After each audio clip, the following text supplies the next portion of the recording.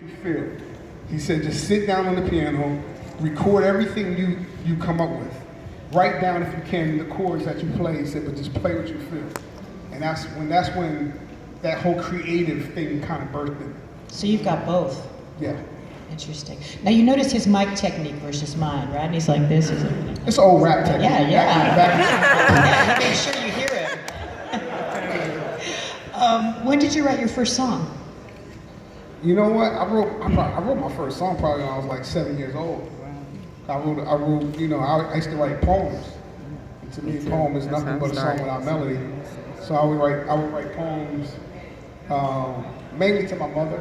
You know, I would write these different poems to her. She still has them, actually.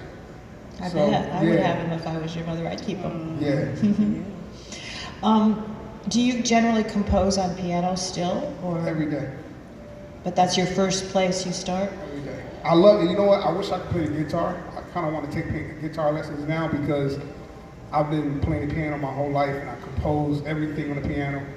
But something of the way a song is written from a guitar perspective to me is even a little bit more, I don't know, just a different melody comes from the guitar to me.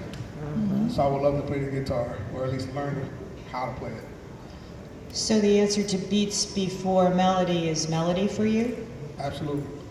Where do melodies come from for you? I think God, you know, I think God just birthed me with a creative. He's the creator, so I just owe it all to him. Like he gave this creative gift to me. Yes. You know, I pray and I just say, God, whatever you want me to do, use me to do it at the best of my ability, and then it just comes out of me. So not anything particular, you just sit down and... No, I can look at that wall over there, and I can write a song called White Wall right now. And a poem about it too, probably. Do you prefer to write alone or to collaborate? I love collaboration. Me too. Because I feel like I never want to be the best person in the room. I like the fact that I think that, you know, I've never been that good at individual sports. You know, I feel like you have to be a team player in order to win. And when you put everybody has different gifts and skill sets. So if my skill set is melody and piano, then his skill set might be drums, and his skill set might be bass, and she might be a better lyricist. So to me, it's teamwork. It's finding the best team possible to get the product out. I love what you said about not being the best person in the room. You don't want to be the best person in the room. That's an amazing way to live your life, to grow and be confident when you're around people. And what is your definition of a producer? That's always sort of hard to define. See, people, I think the producer is, you know, if you had to have an analogy of it, a director of a movie. A director of a movie, like, we have to oversee everything. A lot of people are actually misusing the word producer nowadays. Because a person might think if they make a beat, they're a producer. That doesn't make you a producer. A producer has to see it from the beginning to the end. So it's the creation of it. You don't have to create the actual song to be a producer, because you can be hired to produce a song that was already created, right? But that process of how to take that song to the next level, to make sure, you know, from the chord structure to the engineering to the mix down to the mastering, everything is part of that process. And I feel like, you know, I try to encourage the next generation of producers to really understand what a producer has to do, you know, in order to be a top-notch A-level producer. You have to understand that you have to have all these different skills. It's not just making a track. It's really, you know, a great producer actually doesn't even have to touch a keyboard. Right. A great producer doesn't have to touch a drum machine or anything. A great producer is a great director. You see the big picture and you get the job done. Absolutely. Yeah, that's a great description. I mean, in detail too. I mean, it's in, you know, a couple of my engineers over there, Matt Chaplin and Dylan, and they've been with me for a few years. And Matt just won his first Grammy. Yeah. Stay me or Sam Smith, but they'll tell you, like, you know, like the process in producing, it could be as, you know, a track as simple as just changing a snare.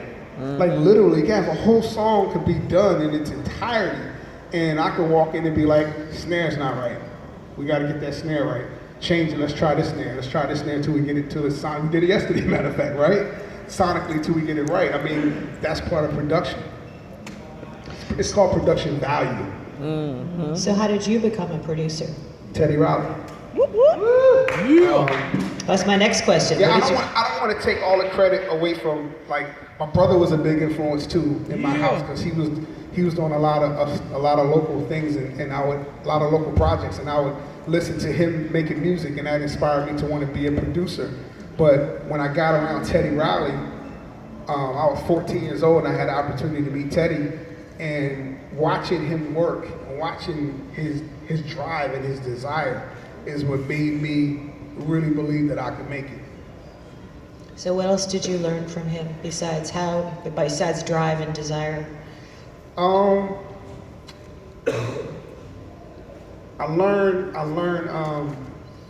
melody in music, and how important melody is in music, how to make timeless records, to make sure you make records that aren't just here for today and going tomorrow, but records that will play for the rest of your life.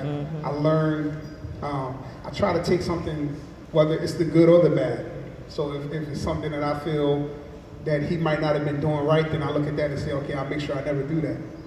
And so I learned a lot just from sitting under his mentorship. Yeah, so sitting with someone and seeing what they do and what they do right and what they do wrong. Absolutely. What works.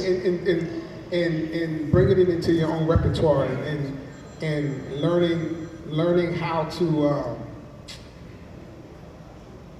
be one of the best. Don't be content with just being okay, because we can all be okay at something, but you want to be great at what you do. And so I used to watch him, and I would be like, man, this guy has so many hits, but yet he's still staying up for 20 hours trying to work on his next why. He doesn't have to. He really doesn't have to. He has a beautiful home. He has beautiful children. He has a great lifestyle. He doesn't have to keep doing this, but yet he's working like as if he's a newcomer. And so that would inspire me, and I would be sitting there and also learning to wait for your opportunity. Don't get frustrated. There was a time period where I used to sit in the hallway of Teddy's studio in Virginia on the floor, just waiting for my number to be called. Just waiting for the day that he says, hey, RJ, me and Pharrell, we were both down there at the same time. Wow. Waiting for him to say, hey, RJ, come work on this track. And it never got called. It would be like, yeah, man, you can come watch me today. And I go in and I just be watching him like a hawk, watch what he's doing, watching how he's working the board. And I'd be in there, and then I go back and sit in that hallway again the next day. Damn. Another day go by, I sit in the hallway. And ask Teddy, do you need I know he liked I know this is crazy, but he was like, he never wore the same drawers twice. So I go to the store and go get him whatever he needed, socks, drawers, t-shirts, whatever he needed. And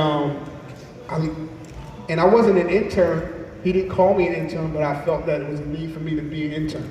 And I would sit there and I would be humble and just wait. And when my number got called,